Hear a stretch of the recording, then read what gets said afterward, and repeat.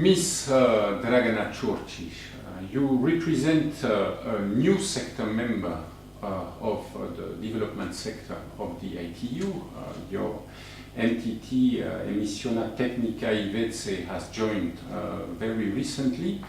Can you tell us a few words about the activities of this entity? Thank you very much for inviting me for this interview. Our company, Emisiona, Tehnika, Veze, that means transmitters and communications, with the abbreviation of ETV, that's how we participate here, is a rather new company which started its operation on January 1st this year. But we became sector member in March. So the primary activity of our company is broadcasting and transmission of for the moment, public service program. So we are going to be the network operator.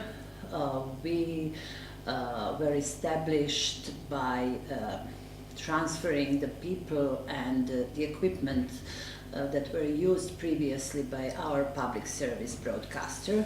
So now we are only the network operator, and we will be in charge, apart from operating analog facilities for radio and television at the moment, for digital switchover, for building and putting in operation digital television terrestrial network. So we are at the beginning of that process. Our country, Serbia, adopted DVB-T2 standard and MPEG-4 coding, and we are going to build a single frequency mode network. And in that process, we hope to have close cooperation with the ITU. We already have cooperation with the European Union and, of course, with our neighbors from the region. Yes, the transition from analog to digital broadcasting has been considered as one of the priorities for the region. In your views, what are the most important elements to achieve a smooth transition? I believe that each country has its own problems that has to solve.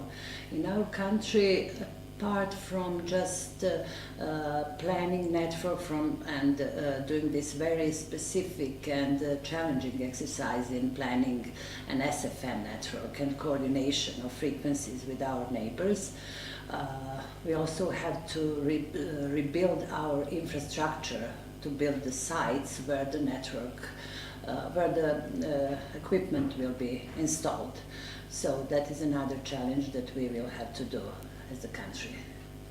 So you honored the ITU, and in particular the ITUD sector, by joining as a sector member a few weeks after the creation of your company.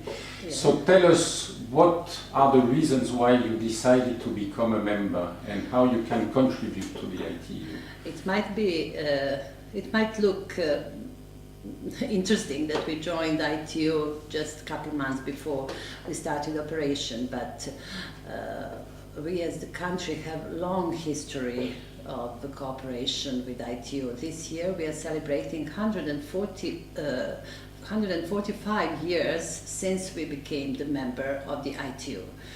So it was quite natural, knowing that we as the new company decided to join this very well known and organization with growing authority and with a lot of expertise that we can share with it.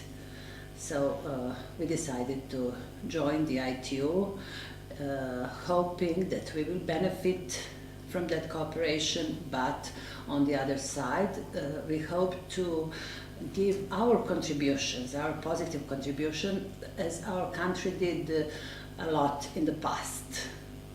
Thank you very much. We are again very honored by your participation in our work, and wish you all the best in this new company, hoping you most success. Thank you very much. We will do our best, of course, and we as the delegate of the company have personal long history in participation in the ITU, as the member delegation of our country in plenipotentiary conferences and world radio conferences, regional conferences. We chaired the study experts group as well as RRB, so we hope to keep that cooperation in the future. Thank you very much. Thank you.